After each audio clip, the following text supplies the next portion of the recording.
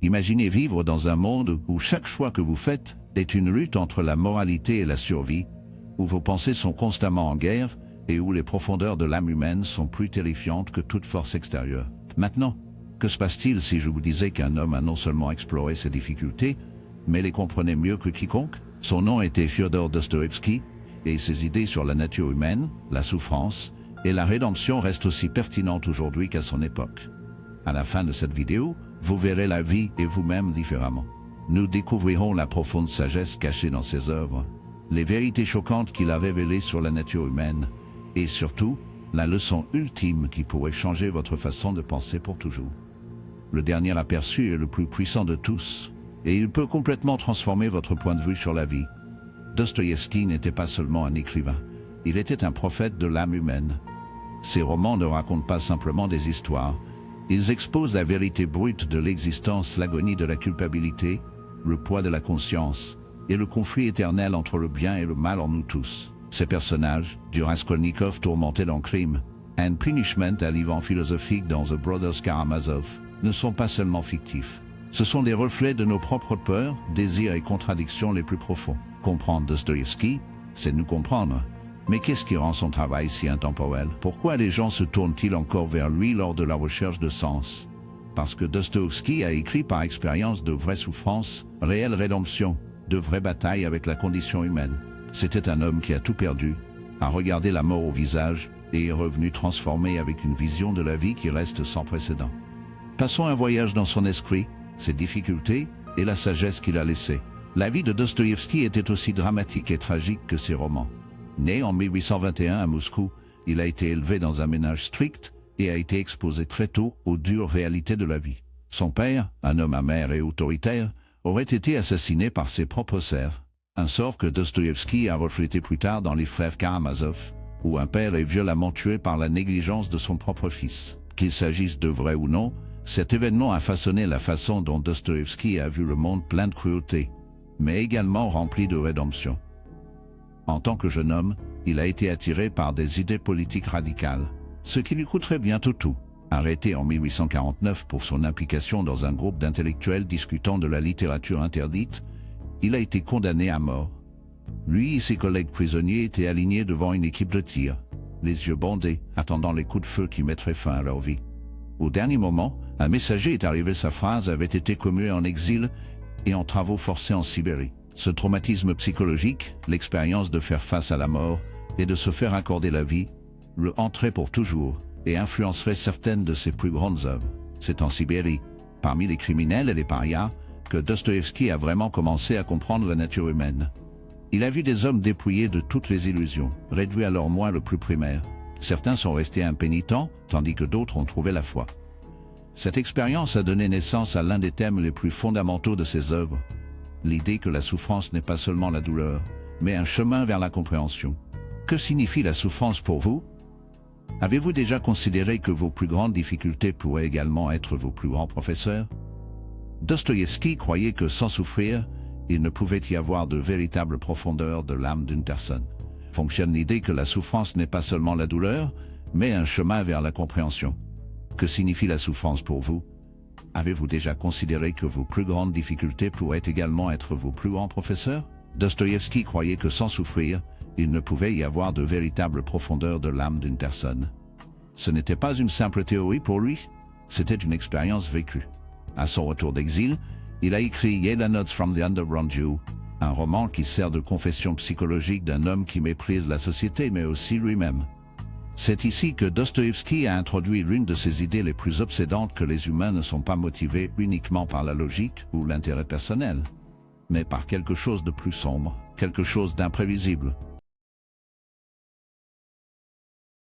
Nous sommes des créatures de contradiction, et parfois nous choisissons la souffrance plutôt que le bonheur pour prouver que nous sommes libres. Pensez-y un instant. Avez-vous déjà saboté votre propre bonheur?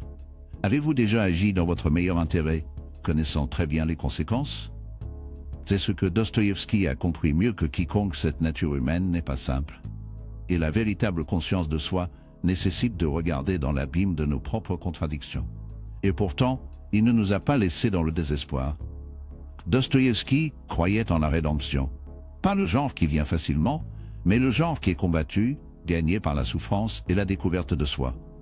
Ce n'est que le début de notre exploration dans son esprit. Plus nous allons profondément, plus nous découvrirons, et plus vous verrez comment ces idées s'appliquent à votre propre vie.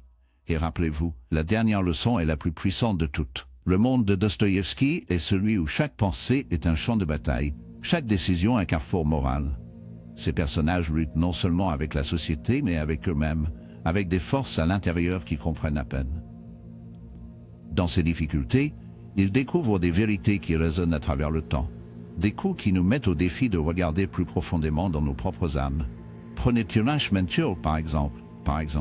En surface, c'est une histoire de meurtre et de culpabilité. Mais en dessous, c'est une méditation sur la justification humaine, sur le pouvoir séduisant des idées qui nous permettent de croire que nous sommes au-dessus de la moralité. Raskolnikov, le protagoniste du roman, commet un crime non pas par haine ou nécessité, mais parce qu'il croit qu'il a le droit de le faire.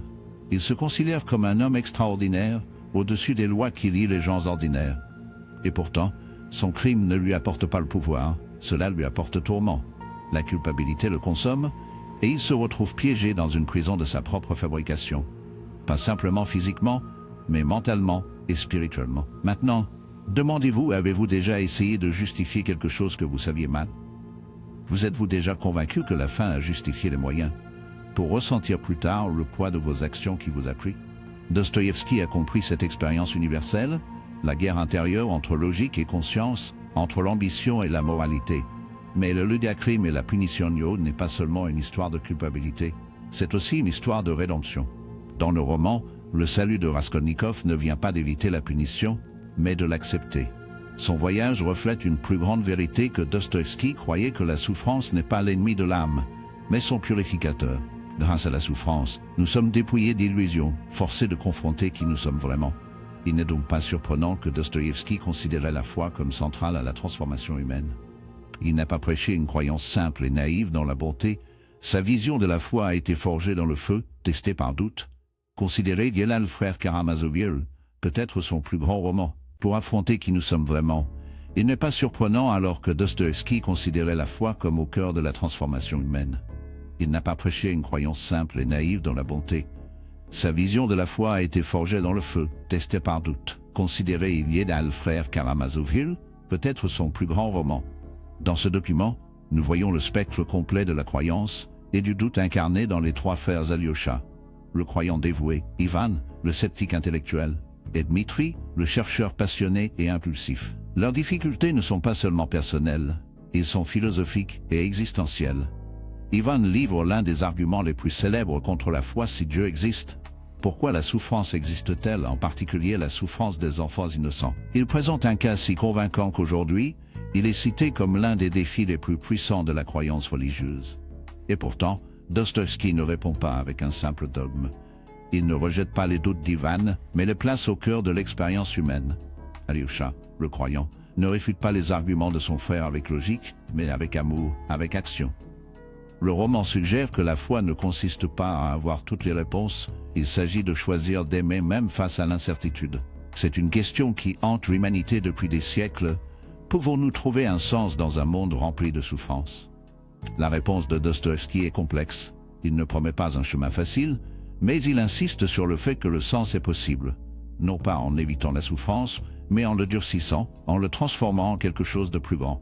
Avez-vous déjà fait face à un moment de votre vie où vous avez tout remis en question, alors que le poids de l'existence était insupportable? Si c'est le cas, Dostoïevski vous parle. Ces romans ne sont pas destinés à réconforter. Ils sont destinés à vous réveiller, à vous éliminer de la complaisance, à vous forcer à affronter les questions les plus difficiles de la vie.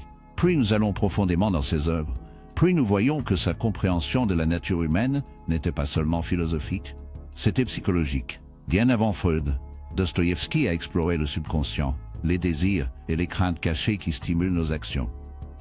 Ces personnages ne sont pas simplement des gens, ce sont des études de cas psychologiques. Ils révèlent à quel point le traumatisme, la culpabilité, la fierté et la foi façonnent l'esprit humain. Dans Note from the Underground, le narrateur avoue qu'il aime sa propre souffrance. Il admet qu'il agit contre son meilleur intérêt juste pour prouver qu'il a le libre arbitre. Cette idée que les humains choisissent parfois l'autodestruction plutôt que le bonheur, était révolutionnaire.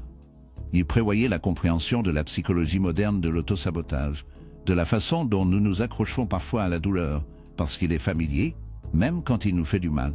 Pensez à votre propre vie. Avez-vous déjà répété une erreur même lorsque vous saviez que cela vous ferait du mal? Vous êtes-vous déjà retrouvé coincé dans des modèles de comportement que vous ne pourriez pas expliquer? Dostoïevski l'a compris avant même que la psychologie ait un nom. Il a vu que nous ne sommes pas toujours des créatures rationnelles, que nos motivations les plus profondes sont souvent cachées même de nous-mêmes. Mais il ne nous a pas quittés sans espoir. Si ces romans exposent l'obscurité de l'âme humaine, ils éclairent également le chemin à suivre. Il croyait que la rédemption était possible, non par l'évitement mais par la confrontation, qu'en faisant face à notre propre obscurité, en endurant la souffrance, en choisissant l'amour plutôt que le désespoir, nous pourrions nous transformer. C'est pourquoi ces œuvres restent si puissantes aujourd'hui. Ce ne sont pas seulement des histoires, ce sont des révélations. Ils nous obligent à nous regarder, à remettre en question nos propres croyances, à poser les questions les plus difficiles sur la vie et le sens. Et pourtant, il y a encore un dernier aperçu. Pourrait nous transformer. C'est pourquoi ces œuvres restent si puissantes aujourd'hui. Ce ne sont pas seulement des histoires, ce sont des révélations. Ils nous obligent à nous regarder, à remettre en question nos propres croyances, à poser les questions les plus difficiles sur la vie et le sens. Et pourtant, il y a encore un dernier aperçu, une dernière vérité profonde que Dostoïevski a révélée, une vérité si puissante que, si elle est comprise, elle peut changer la façon dont vous vous voyez et le monde pour toujours. La perspicacité finale et la plus puissante de Dostoïevski réside dans sa compréhension de l'amour. Pas le genre sentimental et éphémère, mais un amour forgé de souffrance. Un amour qui transcende la logique. Un amour qui rachète même les âmes les plus perdues. Ces romans sont remplis de personnages qui semblent au-delà du salut, mais il ne les abandonne jamais complètement. Même dans les conditions les plus sombres, il voit la possibilité de transformation. Considérez Yevgeny Diotchou ou le prince Mishkin, un homme de pure bonté, entre dans un monde corrompu et cynique. Sa gentillesse est mal comprise, sa sincérité se moquait, et ses tentatives de guérison à ceux qui l'entourent ne semblent créer plus de chaos. Mais Dostoïevski n'est pas naïf. Il savait que la bonté dans un monde cruel ne reste pas impunie. Et pourtant, Mishkin représente quelque chose de radical, l'idée que la vraie force ne se trouve pas au pouvoir, non pas dans l'intellect, mais en compassion. Avez-vous déjà senti que la gentillesse est considérée comme une faiblesse? Que dans un monde motivé par la compétition, par l'ambition, par l'intérêt personnel, ceux qui choisissent l'amour sont ceux qui souffrent le plus. Dostoïevski remet en question cette notion. Il suggère que la souffrance d'amour n'est pas une faiblesse. C'est le test ultime de l'âme humaine. Dans The Brothers Karamazov, ce thème atteint son apogée. L'un des moments les plus profonds du roman vient de l'humble moine Zosima, qui enseigne que la véritable rédemption ne vient pas de punir les autres, mais de prendre la responsabilité de toute l'humanité. Il affirme que nous sommes tous coupables, non seulement pour nos propres péchés, mais pour les péchés du monde. Au début, cela semble absurde. Pourquoi devrions-nous être responsables des autres? Mais regardez plus profondément. Dostoïevski n'appelle pas la culpabilité. Il appelle à une empathie radicale. Et si, au lieu de blâmer les autres pour les problèmes du monde, nous avons regardé vers l'intérieur? Et si, au lieu de chercher une vengeance, nous avons cherché à comprendre? Et si, au lieu d'exiger la justice, nous avons offert le pardon? C'est la leçon que Dostoïevski offre. Cette rédemption n'est pas trouvée dans le jugement, mais dans l'amour. Pensez aux conflits dans votre propre vie, aux moments de colère, aux ressentiments, de déception. Vous êtes-vous déjà tenu à la douleur, ne voulant pas pardonner? Avez-vous déjà justifié votre amertume, croyant que c'était votre droit d'être en colère? Dostoïevski demanderait, et si vous lâchiez prise? Et si, au lieu de chercher à gagner, vous avez cherché à comprendre? Et si, au lieu de fermer votre cœur, vous l'avez ouvert? Ce n'est pas facile, ce n'est pas confortable. Il faut faire face aux choses mêmes que nous souhaitons éviter. Mais Dostoïevski croyait que les plus grandes vérités ne se trouvent pas dans le réconfort, mais dans la lutte, et que la plus grande transformation ne vient pas d'éviter la douleur, mais de l'embrasser, de la prendre, et de choisir l'amour malgré cela. Sa propre vie en était la preuve. Il a enduré l'exil, la prison, la pauvreté, la maladie et la perte d'être cher. Il avait toutes les raisons de devenir amer, de se retourner contre la vie elle-même, et pourtant il ne l'a pas fait. Au cours de ces dernières années, malgré tout ce qu'il avait souffert, il a écrit avec un nouveau sens de l'espoir. Il croyait que peu importe jusqu'où quelqu'un était tombé, quelle que soit sa profondeur, la rédemption était toujours possible. C'est pourquoi ces œuvres perdurent. Ce ne sont pas seulement des histoires, ce sont des miroirs. Ils nous obligent à nous voir, à faire face à nos propres contradictions, à nos propres peurs, à nos propres difficultés. Et si nous sommes prêts à écouter, ils offrent quelque chose de plus grand, la possibilité de transformation. Alors maintenant, la question est à vous de répondre que allez-vous choisir? Veux-tu voir la souffrance comme une malédiction ou un enseignant? Allez-vous vous accrocher au ressentiment ou embrasser le pouvoir de l'amour? Allez-vous continuer à chercher du sens même lorsque les réponses ne sont pas faciles? Dostoïevski nous a posé les questions. Les réponses nous appartiennent. Le plus grand cadeau de Dostoïevski pour nous n'est pas seulement ses histoires ni ses personnages profondément humains, mais les vérités profondes cachées sous eux. Il n'a pas offert de réponses faciles et il n'a pas écrit pour divertir. Il a écrit à éveiller, à nous défier, à nous forcer à affronter les choses que nous passons notre vie à éviter: culpabilité, souffrance, rédemption, foi et complexité brute de l'âme humaine. Mais peut-être que sa perspicacité la plus importante est la suivante: personne n'est au-delà de la rédemption. Personne n'est vraiment perdu. Le chemin peut être douloureux. Cela peut nécessiter de la souffrance, de l'humilité et de l'auto-examen, mais il y a toujours une voie à suivre. Regardez ces personnages les plus torturés. Raskolnikov, le meurtrier, commence son voyage en croyant qu'il est au-dessus de la moralité, que certains hommes ont le droit de commettre le mal pour une plus grande cause.